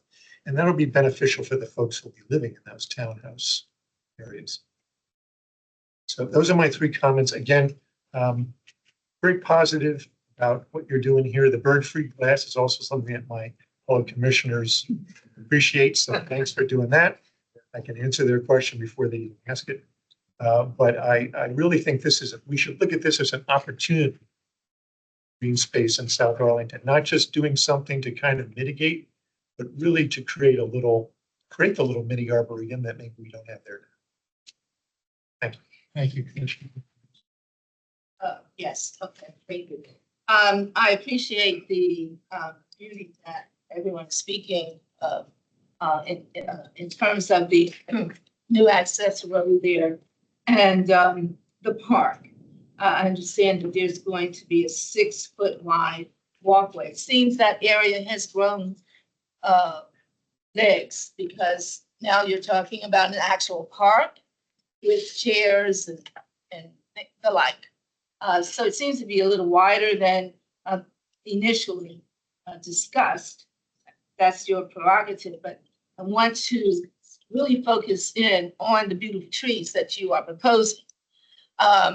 We don't want a nightmare in the church cemetery. So trees with the leaves that shed will cause quite a bit of upkeep on our part. And we are a small church and a small congregation. So we would not want that extra expense. So we would like you to consider trees that would not fall over into the cemetery. The leaves would not fall over into the cemetery. And I'm not convinced that trees will formulate the soundproofing that we've been talking about. So I still want to keep on the table. We do have an existing wall. It is, probably built in the early 1800s or something, but it needs to be higher. We need a higher wall there. And my experience is a lot of people don't want to live next to a cemetery. Cemetery is not going to move. I mean, I look at house hunters all the time. And so I think that if you could find a border, I have a picture of it, that which is down on, excuse me, I don't know what's wrong with my voice, 395. And you go driving down 395 on the side of the roads, they have soundproofers. I'm sure that they have some that are more aesthetically acceptable. But we need something higher there. I just don't think trees will do it. And then we also talked online about the dogs and the dog walkers. So that would kind of mitigate some of that action, as well as we actually need something in front of the church cemetery as well. We have that little archway. If you all could give us a fence so that we could keep the dog walkers out, that would be helpful as well. And Gloria, I thank you. And after we spoke, I guess it was last week, Yeah. we talked about this a little bit more internally. So if I could respond to Okay. something, we did talk about it a little more, particularly with respect to the fence and dog walkers. So we will certainly include one here, right, on this portion of the border, but I know you're also talking about this area. I think in order to do it here, and Carlos or somebody else will correct me, it would require somewhat going on y'all's property to do that. So that's something we can coordinate, but we need to be able to work with you all. Yes. Which I'm sure y'all will be wanting to do, but we can't just propose something on your property in that respect, but that's something we can do. And Carlos, do I have that right in terms of property lines and location? It's going to be a buffer of right of way and property line, but we will need their permission. But we completely share the goal of making sure folks understand what is adjacent to Yes, them and that is not. Signage and what have you. Exactly. Also. You will also have that, thank you for the reminder. We'll also have signage to show people that it's not appropriate for them to go in there with at all. It's private property. It's not Yes, but an apartment complex, but people do what people and do. especially if they send the kids out to walk the dog, that's another situation because I've seen it, kids just never let the dogs go wherever they go. My kids, they go the shortest route possible. Exactly. Yeah. No, and listen, and this was something we said when we were on the call, and I think it's important that we say it all here is that, Yes. this is not the end of the conversation. Okay. We are mandated by the county to be good neighbors, but we're also going to be good neighbors because it's the right thing to do. So you'll have a contact person at the apartment so that we can, if there is an issue, you can let us know and we'll remedy it immediately. I just think, just to try to eliminate any unnecessary. For sure. If we can do something up front, I think it would be better. Prevention beats cure for certain. Yes. Thank you. Hi, I'm Jill Barker from the Park and Rec Commission. And I appreciate the comment about the fence because that was one of my concerns. It was described as a shared public space with the church, but I was concerned about people, having, free egress. So if that's taken care of, I think that's good. I have to agree about the wall as well as the leaves. I just happen to know because I live in a congested area And holly trees, I've researched this, are supposed to be the best sound prevention trees. I just want to say I'm a little worried about the health and maintenance. And I know we're not at that stage yet where the rules have changed and we're supposed to get the landscape plan at this point in the process, so we don't have that now. But at the stage when you do the formal landscape plan, I'd really like special attention to be given to the special underground. I don't know. There's a controversy between pits, tree pits, tree grates. The ones at Jenny Dean Park are the best state-of-the-art ones that I know of in Arlington, and it really makes a big difference. We really want those trees, especially if you're going to put in the big. They need the attention and they need a maintenance plan. When you get a grant from the forestry department now, they require 15-year maintenance. So please consider that, and along the streets as well. I really like the bioretention facilities. I think that's wonderful. Because of another issue, I want to ask you a question. This is not a challenge. This is just a point of information. Will there be any funds donated or provided to the tree camp? Don't believe so. No, Carlos is shaking. Okay. And I'd like to see a dog relief area. I think that would do a lot to keep the kids out of the cemetery area. And I like the idea of the underground utilities. I think that's really wonderful. Okay, here's another kind of unusual idea, but I want to throw it out there. You've got this triangle of land. That's the site. And I think tonight is owned by VDOT. But you've got, it would be really terrific, building on what Bob is saying, to plant a buffer of trees along that fence line. And I'm sorry, can you show us where? I want to make sure I. Okay, you see where the townhouses are? The upper right townhouse. Here? Yeah. Yeah, so that's all, you can't have a park there. You can't do anything with that land except what's going on with it now. But where Bob was indicating next to the townhouses and then along that other angle, it seems like, except for the place where the road is, of course, and their facility, whatever you could do to the trees there would really enhance the property and the neighborhood. That is a tree, that is a heat island. That is a neighborhood with a big heat island. Hit it hard in the equity program. And it would be a great thing to be able to add some more habitat and build on what you're doing there. Will you not bump up against a restricted area for the cell phone towers? Well, that I don't know, right? I don't know. You have to keep that clear. You got to keep that clear, the access, and then the ownership flips. A lot of opportunity. Yeah. If you can't, right, you can't do anything on it, yeah. You can't do anything else with it, and you can get a grant for free trees from forest. And it doesn't look like there, I can't go back there because you can, but it doesn't look like there's many trees. It's pretty open. I drove by there a couple of months ago. Yeah. It looks like somebody was doing some kind of regrading there, and I guess it was VDOT. So they may have a plan to put trees there. If so, God love them. But if not, I really think that would be a great neighborhood benefit. And then since I'm on the Park and Rec Commission, I have to just say it would be really great to have some kind of on-site recreation places. I don't know if you've got an inside gym or a swimming pool, tennis courts, anything. Yeah. All of our facilities are way oversubscribed, and you're adding 500 more people. I can speak to that really quick. So yeah, we'll have, so you mentioned pool. So we have a pool. We didn't show it on this slide, but we'll actually kind of see the indentation here. On the top of our garage, we'll have a pool there accessible by all the residents. And then we have what we're programming right now is a pretty substantial gym adjacent to that pool as well. So That's great. yeah. Okay, good.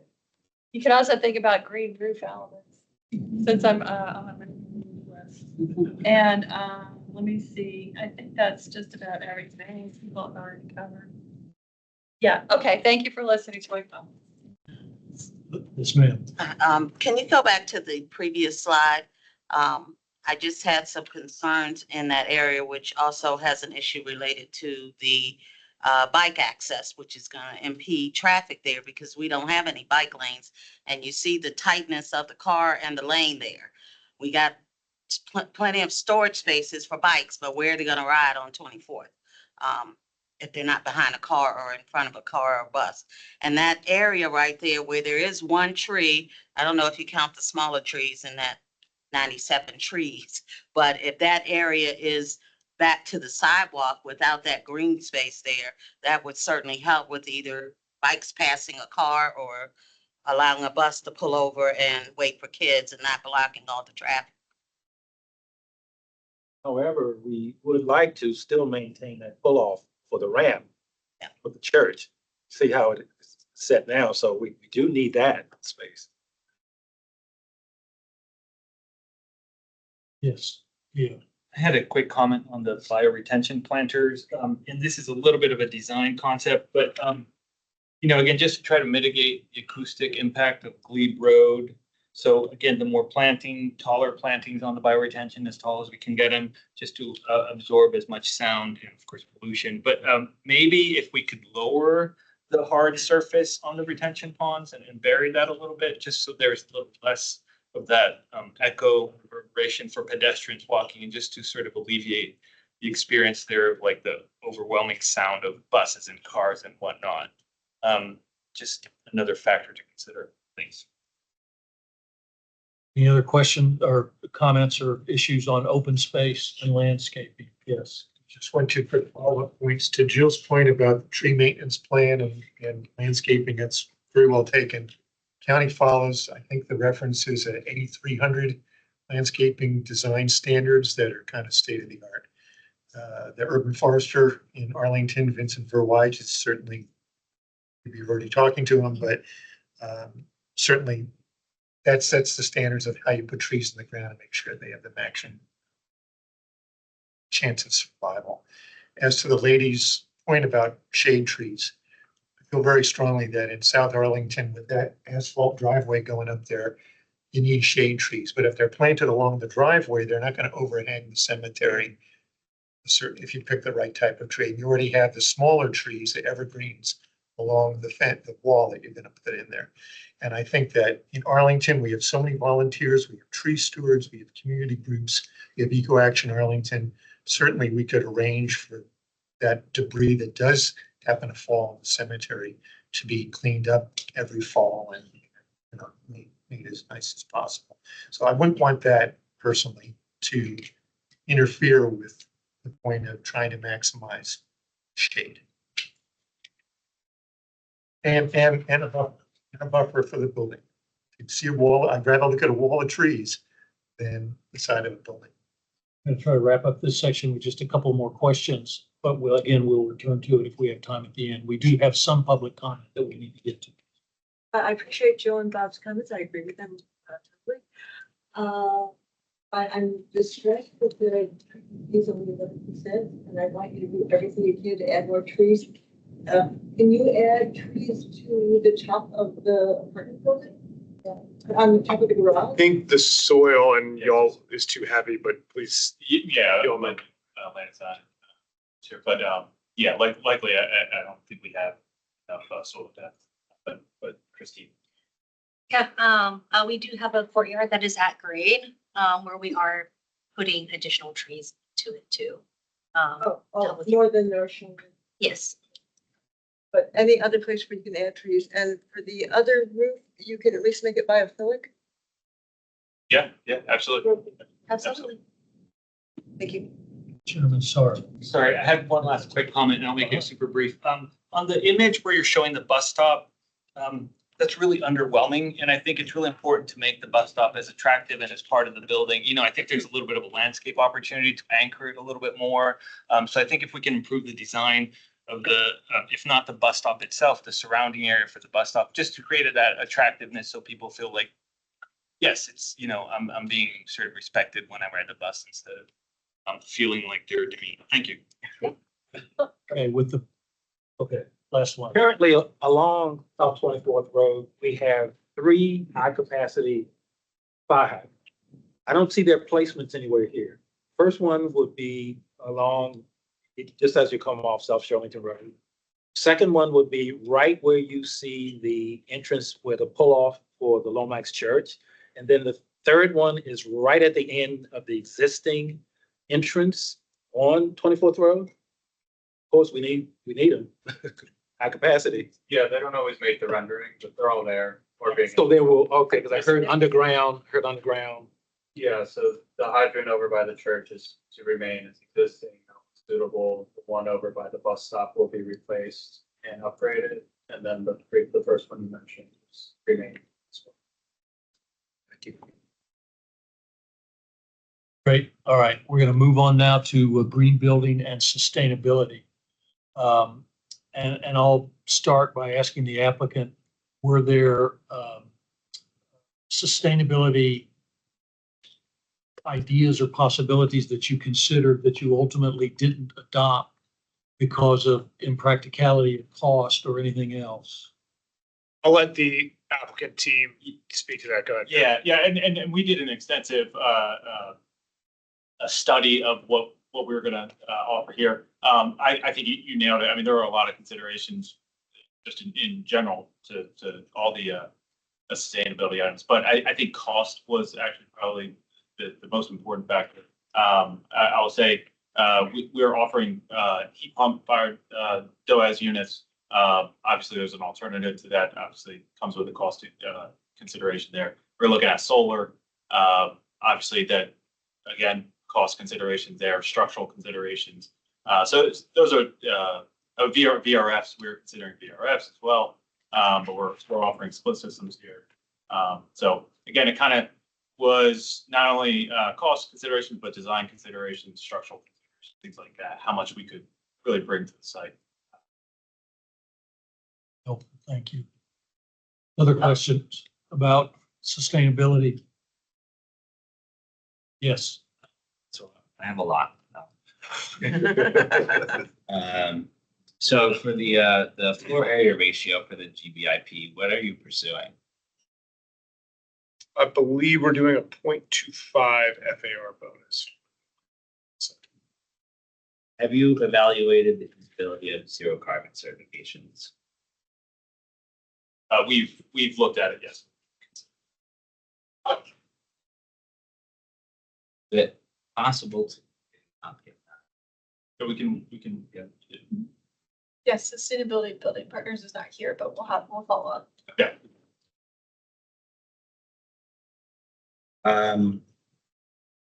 With the you're pursuing lead, but you're pursuing lead with materials and resources factored in. What are the points you're going to gain? Is the bare minimum? I'm sorry, can you repeat? For the materials and resources for lead, are you pursuing like the bare minimum from the 0.25? Or are you just doing That's a good question. I don't know. So I don't recall the exact number without pulling Yeah. up everything. We are pursuing lead gold, and when it comes to the point system, we're about right in between of achieving the next level. So I wouldn't say we're pursuing bare minimum. We're in the middle between gold and the next level. Okay, so yeah. Platinum. Sorry, I know it was like Yeah, gold, silver, but platinum. Thank you. So pursuing Energy Star, I think the base for 0.5 is 75 for an Energy Star, I think within 4 years. Are you pursuing anything higher than that? Energy monitoring. Are you pursuing any kind of advanced energy monitoring? I believe so, and I'm not familiar with the monitoring system. I believe we're. Does the electrical capacity, does it allow for 100% electrification? Related to plants? Actually, on that one, yeah.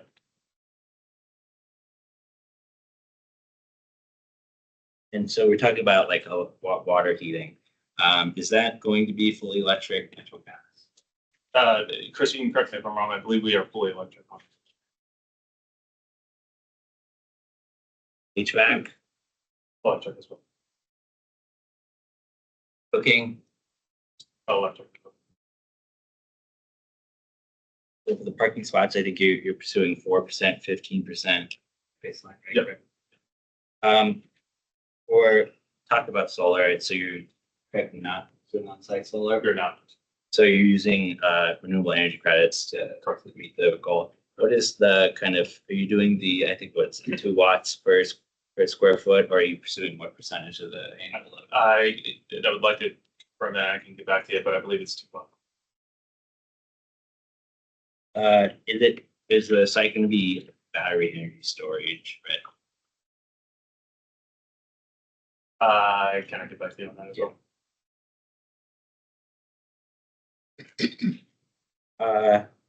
For the bird friendly material, is that going to be fully up the entire building? I believe so. Christine. Yeah, it is. So I'm pleased. Are you using potable water for the irrigation? Yes. Yeah.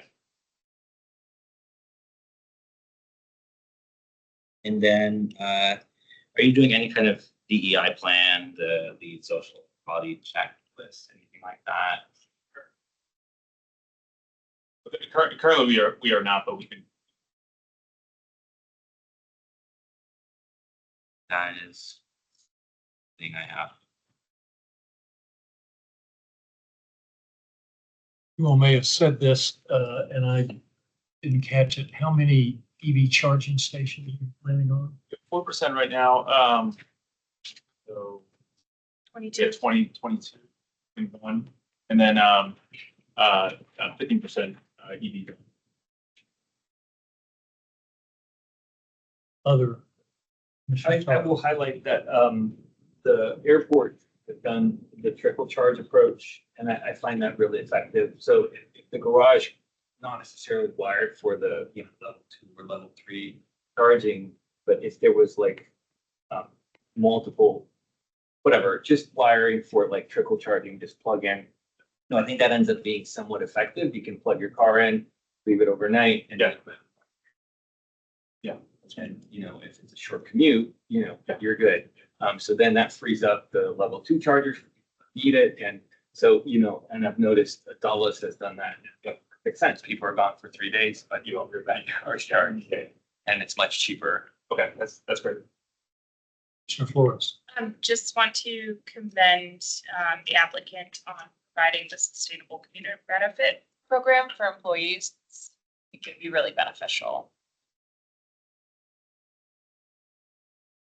Other questions in the sustainability area? I would echo the sentiments on the EV charging, that having regular outlets is great for you live in a building that doesn't offer level 2 or level 3. I would hope it's within some of the leases, buildings offer it when you tour it, and then you go and use it, and they say that's a violation of your lease. So hopefully you can build that in with the lease or something of the lease to say that you can or cannot use it, so they know up front. I would strongly urge the increasing of EV charging or being at least EV ready. 15% is, well, it's, I think the baseline right now is incredibly low for the amount of EVs that we're going to have. It's going to be 30, 50-year building. And the amount of EVs on the road in the next 10 years is going to increase dramatically, as it already has in the last 10 years dramatically. And so you will then be put at a disadvantage with every other new building around you that will be at a 50% charging. So just think about that. And this is a pretty affluent area where everyone has EVs now. So If there aren't questions about green building and sustainability, we can do a few more minutes on either transportation or open space and landscaping before we turn to public comment. I don't know where this falls, so let me just ask the question. What are the plans for security, general security around your property in the area, the apartments, and is there a plan and what would that look like? Yeah, and I think we may have mentioned this earlier in our conversation this week. So we'll have a management company on site. Right now, we're looking at we'll have a front desk as well, but they will very likely have a security contract roaming the site as well, all 5.5 acres there as well. So right now, it's too early to know what that program is going to look like, but we will have one in place.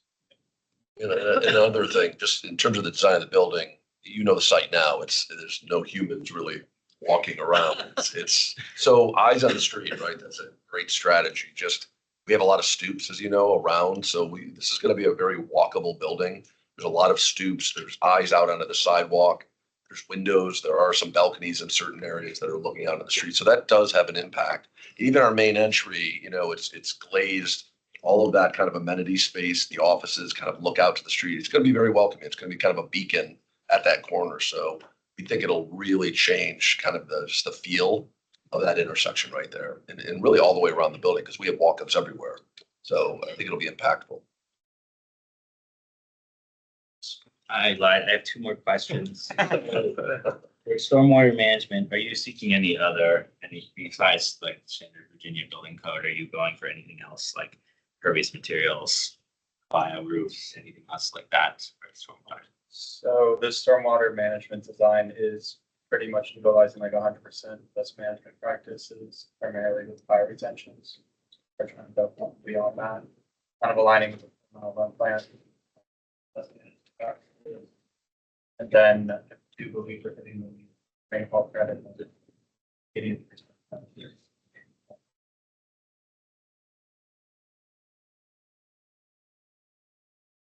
Commissioner Sorrow. I was going to make a quick commendation on the design improvements. I think there are indeed significant improvements or positive improvements. And I think moving away a little bit from that sort of frame, particularly on the townhouse. The towns. Yeah, definitely scaled it down. Those were good comments. We kind of like the direction as well. So thank you for those. Right.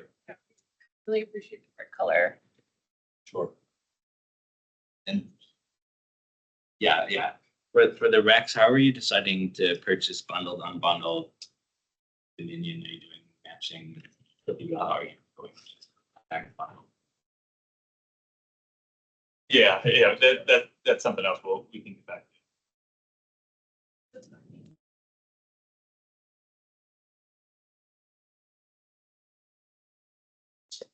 Yeah, just personally, I really appreciate the transparency, and as a potential neighbor, I'm excited about a lot of the aspects of this project. I don't quite share your optimism that the easement will be as easy to come by as I think we will. That brings a lot of concern to me about the traffic on 24th, just having to do that commute every day. I think one of the questions that I'm thinking about and trying to mill over, and this might be a question for VDOT more than just for you all, is the on-street parking. Like, that is a very tight street as it is. Even with the extension, we're going to see an increase in parking. I imagine that, well, you will provide the garage. There may be folks who opt not to use that garage and will instead park in the neighborhood. And so I am curious about like what that will look like and how that will impact the community, in particular 24th Road. So I am wondering if there's a world that exists where we can zone that as residential, where we can make it split as in commercial deals.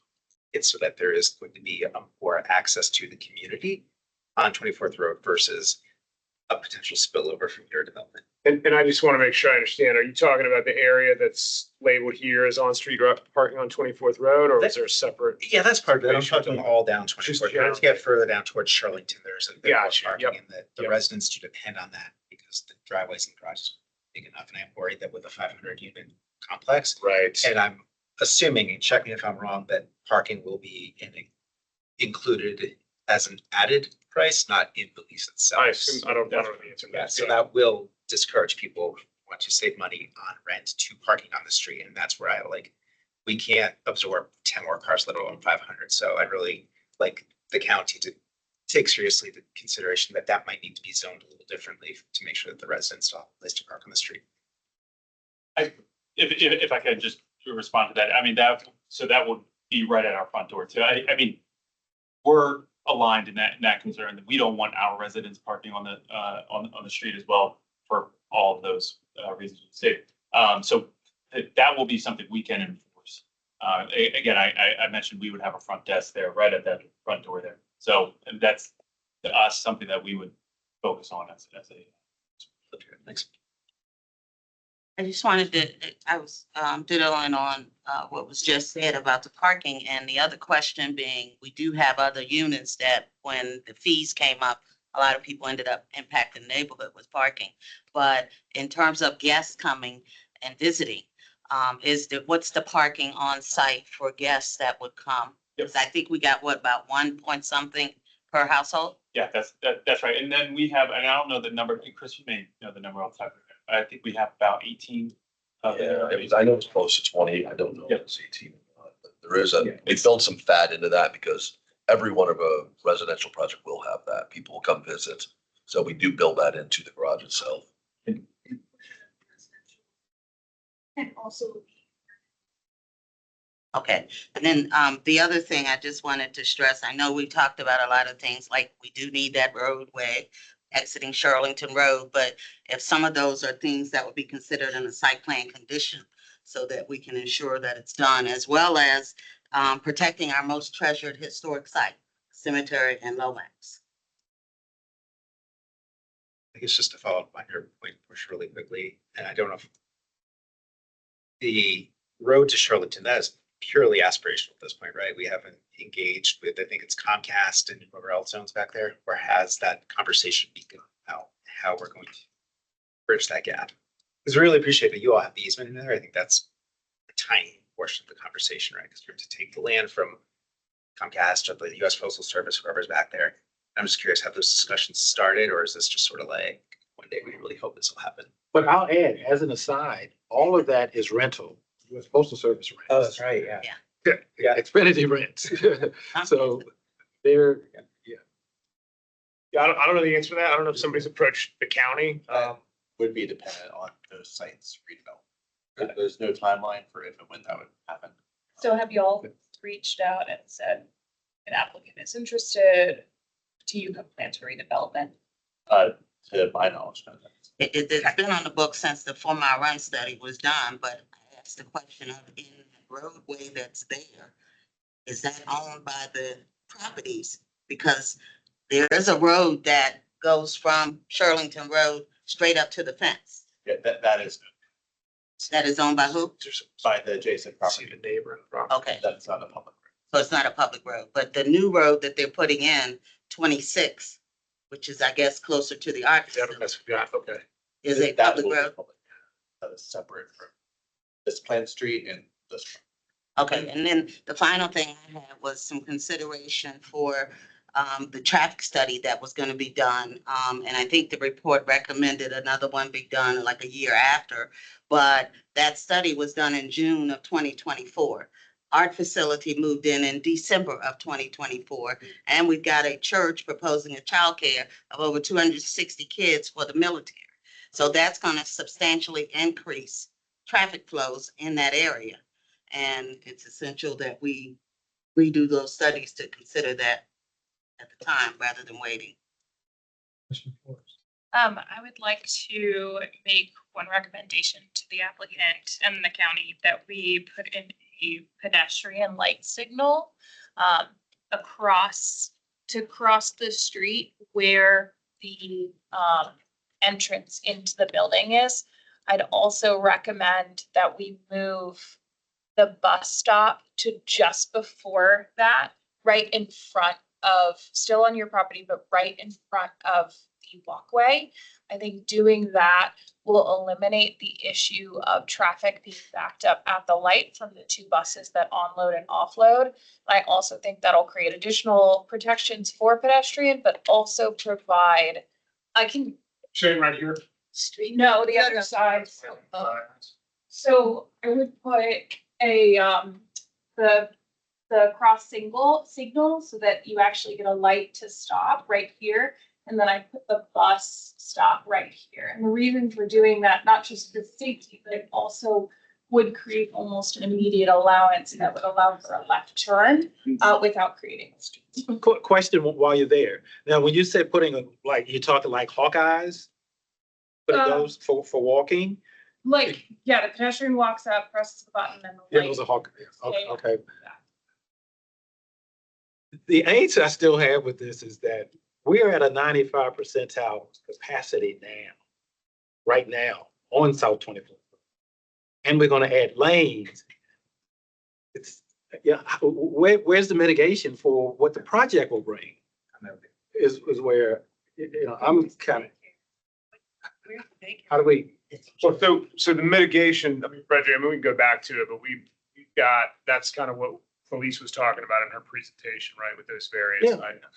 Yeah, that's. So it sounds like there's a few issues. One, it sounds like the signal is not oriented towards proper traffic flow, the signal that's on Glebe Road and 24th. So it sounds like that mitigation is actually going to provide a lot of traffic assistance, which you guys are putting forth as a part of your plan. I just don't, I don't know the data, so I can't. I understand what you're saying, but I got a feel, I have a feel for the data. The I numbers. mean, I've And I driven mean, on that both road. with I the- understand the data from a driving. I mean, well, I'll say both from a visual and from maybe study impact. It's just that what the project will bring, what we have now, and the loading. If we're talking about an entrance where, I mean, exit from the property where someone needs to get on the left to get onto Glebe Road, that's where it's going to be a challenge. Right now, we have the bottleneck. Yeah. Today. So, And I'm sorry, I'm going to have to interrupt this conversation so that we can get to the one public comment that we have. We may have time for like a minute or so after that. Bernie Byrne, you've been waiting patiently through this long conversation, and we're anxious to hear your comments. We see your hand has been raised, so we wanted to give you the opportunity in case you wanted to provide public comment. You should be able to unmute yourself.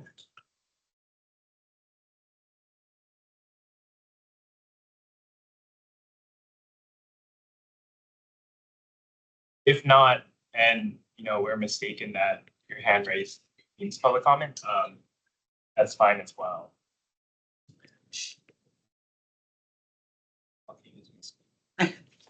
If you're speaking, you're on mute.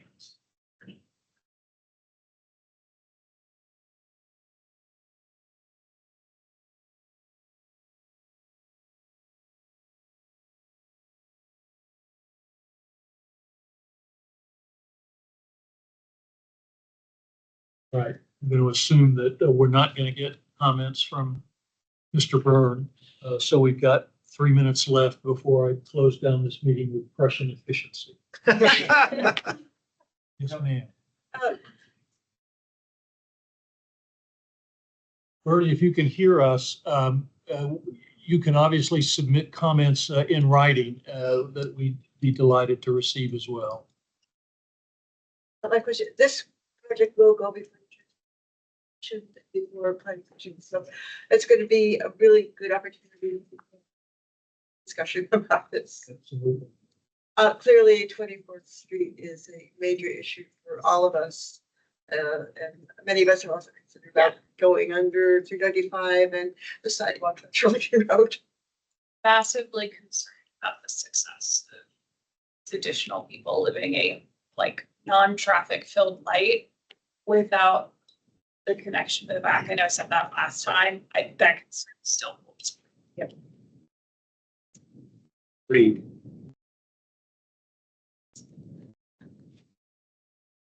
Any last questions or comments in the last 2 minutes? If not, I'm going to gavel us close quickly. Great. Thank you all for coming out. Audience and good discussion. We need that. Yeah. I think that's right. Well, I'm glad we were able to figure out a way